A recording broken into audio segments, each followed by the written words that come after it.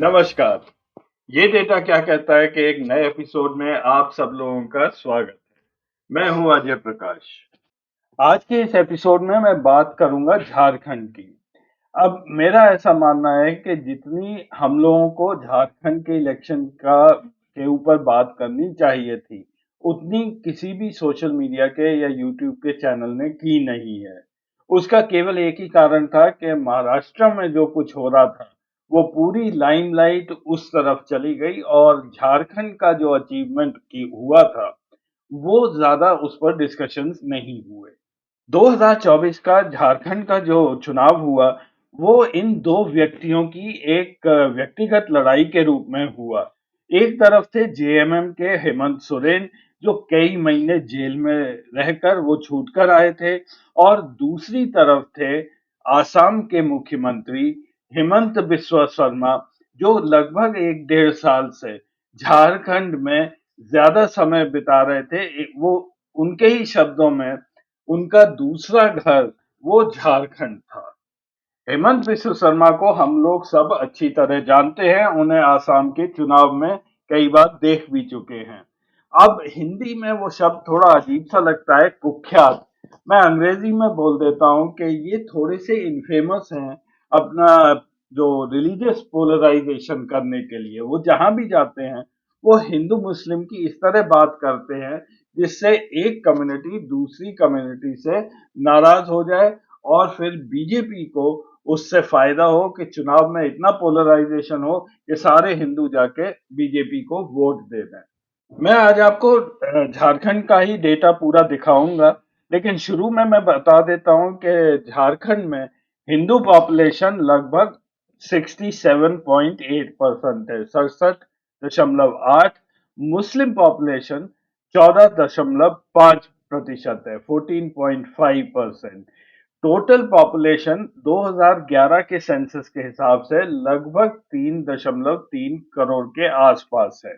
अब उसके बाद सेंसस हुआ नहीं है, लेकिन ऐसा माना जाता है कि ये इस वक्त झारखंड की पॉपुलेशन लगभग 4 करोड़ के आसपास होगी। झारखंड के चुनाव से कुछ हफ्ते पहले हेमंत सोरेन ने एक बयान दिया था। उन्होंने ये कहा कि हेमंत बिस्व शर्मा एक चिड़िया की तरह वो झारखंड में घूमते रहते हैं। उनका ये मकसद है कि झारखंड को पूंजीपतियों के हाथ में वो दे दें, जिससे यहाँ के खनिज पदार्थों की वो लोग यहाँ लूट मचा दें। उन्होंने ये भी कहा कि हेमंत बिस्व शर्मा यहाँ के जो आदिवासी लोग हैं उनके खिलाफ हैं, और जो दलित हैं उसके भी खिलाफ यहाँ काम कर रहे हैं। अदानी ग्रुप के झारखंड में बहुत सारे इंटरेस्ट हैं। सबसे बड़ा तो गोदा में पावर प्लांट है, जहां 1600 मेगावाट बिजली पैदा की जाती है। इससे इसी प्लांट से बांग्लादेश को पावर सप्लाई हो रही है। आजकल ये 50% कैपेसिटी पे चल रहा है, क्योंकि बांग्लादेश ने अदानी जी को पैसे नहीं दिए हैं। लेकिन इसकी कैपेसिटी 10,000 मेगावाट तक बढ़ाने का अदानी जी का प्लान है। यहाँ पर एक सीमेंट फैक्ट्री भी लगाने का प्लान चल रहा है, वहीं गोदा में। और यहाँ की जो कॉपर माइंस हैं, उस पर भी अदानी जी की नजर है। अदानी एंटरप्राइजेज और हिंडाल्को इंडस्ट्रीज मिलके यहाँ पे राखा और छापरी में जो कॉपर माइंस हैं, उनको डेवलप करने का प्लान बना रहे हैं।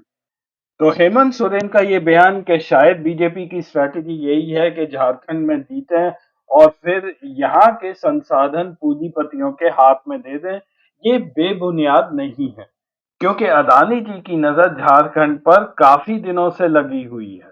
हेमंत बिस्व शर्मा को बीजेपी ने झारखंड के लिए स्टार कैंपेनर नियुक्त किया था। इनका ऐसा मानना था कि पुराने वाली असेंबली में जेएमएम की तरफ से लगभग 40 एमएलए घुसपैठिए थे, इन्फिल्ट्रेटर्स थे, और उनका कहना है कि यही लोग बाद में मिनिस्टर बने, स्पीकर भी बने और मजिस्ट्रेट भी बने। और वो ये कहते थे कि मैं यहाँ पर सब कुछ बदलने के लिए आया हूँ। उन्होंने कहा कि कांग्रेस के इरफान अंसारी, आलमगीर आलम, और यहाँ तक कि राहुल गांधी और कश्मीर से मीर साहब, ये लोग बाहर के नहीं गिने जाते हैं। लेकिन अगर हेमंत बिस्व शर्मा झारखंड आता है, तो उसको ये लोग कहते हैं कि ये बाहर से आया है। इलेक्शन के दिनों में उन्होंने और भी बहुत सारे डेरोगेटरी कमेंट्स किए थे, जो मैं इस वक़्त यहाँ पर नहीं दिखा रहा हूँ। हेमंत शर्मा ने अपनी तरफ से पूरी तरह हिंदू-मुस्लिम पोलराइज़ेशन करने की कोशिश ज़रूर की और उसमें वो पूरी तरह नाकामयाब रहे। इंडिया गठबंधन की जीत झारखंड में और खास करके हेमंत सोरेन की जो पर्सनल विक्ट्री थी, वो इसलिए भी रिमार्केबल थी क्योंकि जितने भी एग्जिट पोल्स आए थे, ज़्यादातर उसमें से बीजेपी को क्लियर मेजॉरिटी दे रहे थे। ज्यादातर एग्जिट पोल्स एजेंसीज यहाँ पर आप देखेंगे उन्होंने बीजेपी को क्लियर मेजॉरिटी दी हुई थी। एक आधी ऐसी एजेंसी थी जिसने इंडिया गठबंधन को या तो एक टाइट फिनिश दिखाया था और शायद केवल एक ही एजेंसी है Axis My India, Pradeep Gupta ji इस बार सही साबित हुए। उनका एस्टिमेट काफी हद तक सही निकला। बीजेपी ने पूरी ताकत लगा दी थी झारखंड में हेमंत सोरेन के खिलाफ। ED, CBI, central government, Amit Shah, Modi, उनको जेल सब कुछ हुआ। उसके बावजूद भी जेएमएम का प्रदर्शन स्टेट इलेक्शन में बहुत अच्छा रहा। 2014 में जेएमएम की केवल 19 सीट थी, वो बढ़कर पिछले इलेक्शन में 30 हुई और इस बार 34 सीट हुई। इसी तरह कांग्रेस ने भी अपना जो 16 सीट पिछले इलेक्शन में जीती थी, वो बरकरार 16 रखी और आरजेडी की 2 सीट बढ़ गई, वो 4 पर आ गई। इस तरह से इंडिया गठबंधन की एक शानदार जीत झारखंड में हुई। बीजेपी धीरे-धीरे सिमटती गई। 2014 में 37 सीट थी, घटकर 25 हुई 2019 में और इस इलेक्शन में केवल 21 सीट मिली। एनडीए भी धीरे-धीरे सिमटता गया। इसी प्रकार से वोट शेयर भी जेएमएम का इस बार लगभग 5% बढ़ा है जब हम 2019 से ये कंपेयर करेंगे। कांग्रेस का भी वोट शेयर लगभग 2% बढ़ा है। बीजेपी का वोट शेयर लगभग उतना ही रहा है 33% के आसपास। लेकिन ऑल झारखंड स्टूडेंट यूनियन जो बीजेपी के साथ इलेक्शन लड़ रहा था, उनका वोट शेयर घट गया है वो करीब 5% से। झारखंड में इलेक्शन का रिजल्ट केवल ये दिखाता है कि नंबर वन हेमंत सोरेन का कैंडिडेट सिलेक्शन और जमीन से जुड़े होना, उन्हें पता था कि दलित और आदिवासी उनके साथ रहेंगे, ये बहुत बड़ा फैक्टर रहा है। और दूसरा कांग्रेस भी अपनी 16 की 16 सीट बचा पाई। उधर बीजेपी ने काफी मिसकैलकुलेशंस किए। एक तो आसाम झारखंड स्टूडेंट यूनियन का प्रदर्शन अच्छा नहीं रहा। दूसरा सबसे बड़ी बात ये रही कि जो उनका पोलराइजेशन का जो स्ट्रेटजी थी और जिस वजह से हेमंत बिस्व शर्मा को भेजा गया, वो पूरी तरह नाकामयाब रहा। It failed miserably. झारखंड की हार का सबसे बड़ा धक्का हेमंत बिस्व शर्मा जी को लगा है। उनका जो एक बीजेपी के अंदर एक प्रेजेंस था, वो अपने को एक बहुत ही स्ट्रॉन्ग मैन की तरह प्रेजेंट करते थे, उनकी दादागिरी चलती थी। वो दिल्ली हवाई अड्डे से भी किसी को नेता को भी उठवा लेते थे, आसाम पुलिस कहीं भी चली जाती थी, रिपोर्टर्स को आसाम में उठा के जेल में डाल देते थे। तो वो उनकी इमेज को एक बहुत बड़ा धक्का लगा है क्योंकि उन्होंने अमित शाह को ये विश्वास दिलाया था कि झारखंड वो जीत कर आएंगे। अब चलिए आते हैं बीजेपी पर। बीजेपी का मुख्य आरोप जेएमएम या इंडिया गठबंधन की सरकार पर क्या है? नड्डा जी कहते हैं कि जेएमएम वाले झारखंड के अंदर रोहिंग्यास को आधार कार्ड बना रहे हैं और जो ट्राइबल लैंड है, जो आदिवासियों की जमीन है, वो रोहिंग्यास और जो बांग्लादेशी मुस्लिम है, उनको दे रहे हैं। और ऐसी कुछ बात हमारे प्रधानमंत्री नरेंद्र मोदी जी ने जब इलेक्शन का कैंपेन कर रहे थे झारखंड में, तब उन्होंने भी यही बात दोहराई कि झारखंड की सरकार बांग्लादेशी और रोहिंग्या लोगों को झारखंड में संरक्षण दे रही है।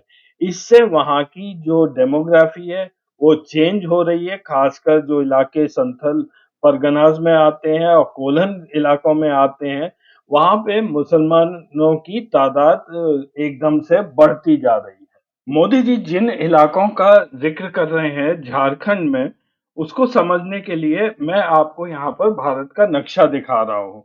ये पश्चिम बंगाल है, इसके बराबर में झारखंड है और यहाँ पे दो तीनों राज्य बिहार, झारखंड और पश्चिम बंगाल जहाँ जुड़ते हैं, वहाँ से बांग्लादेश बॉर्डर केवल 50 किलोमीटर है।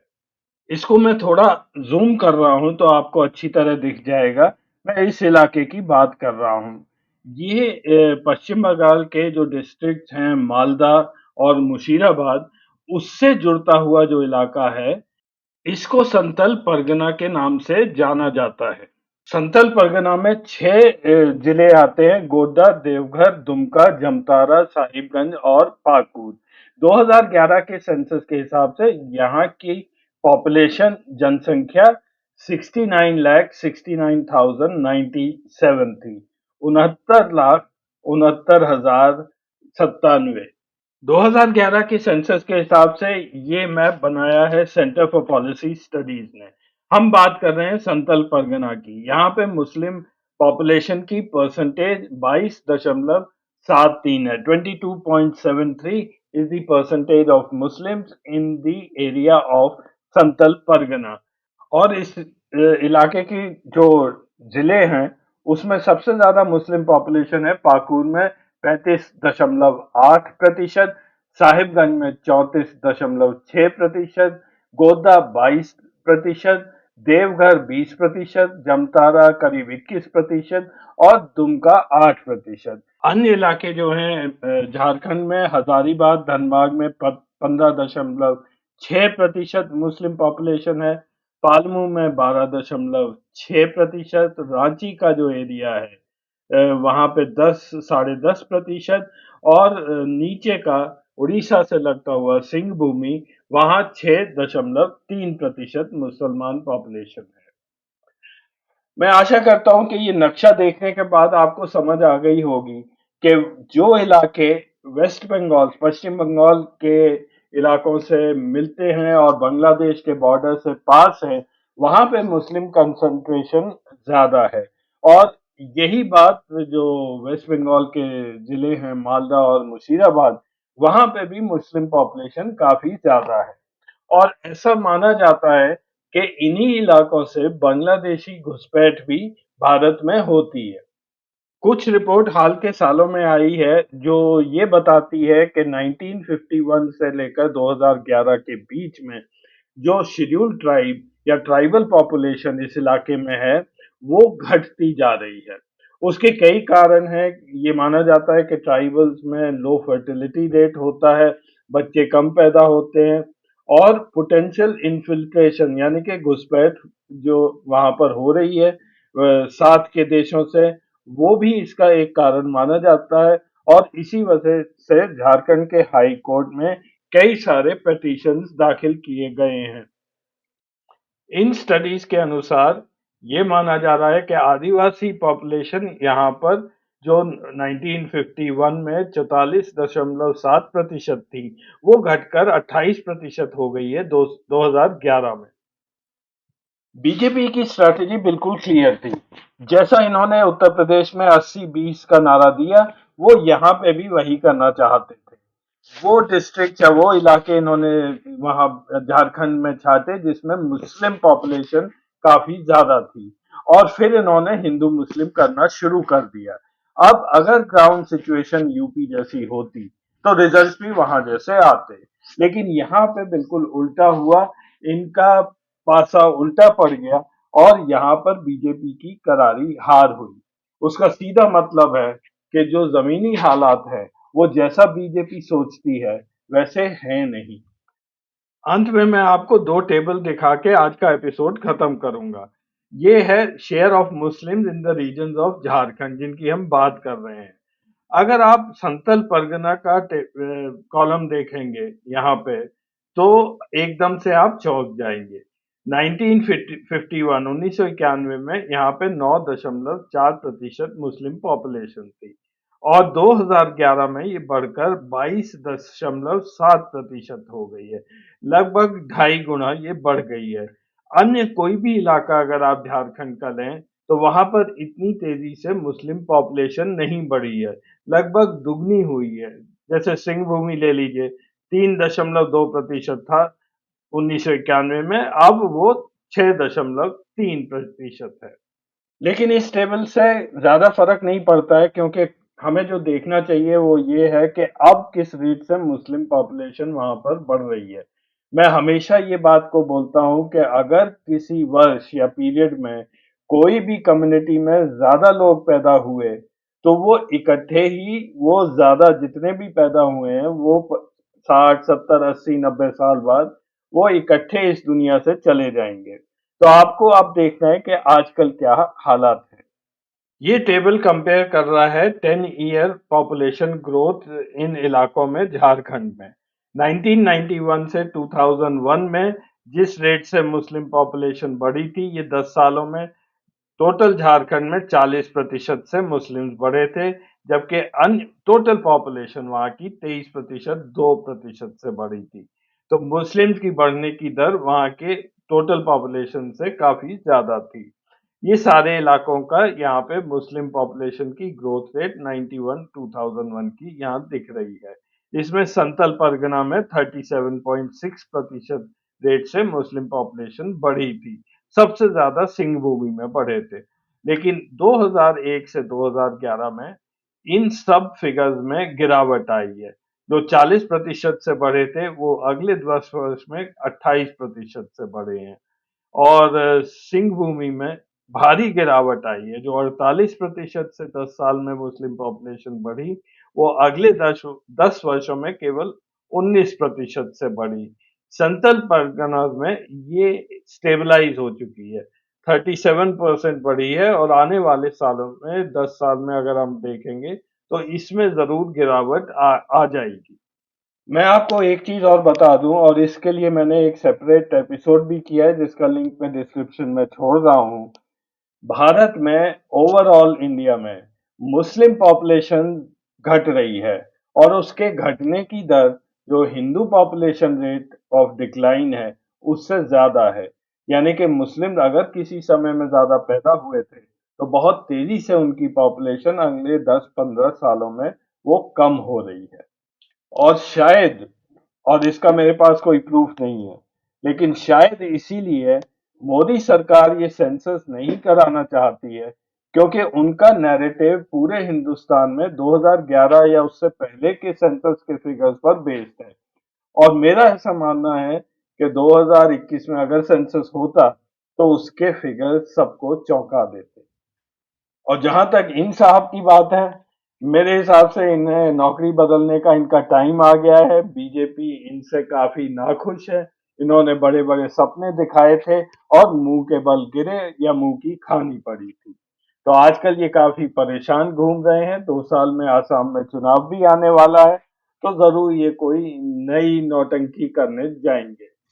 तो देखने के लिए धन्यवाद। अगले हफ्ते फिर मिलेंगे कुछ नया डेटा लेकर। तब तक के लिए नमस्कार।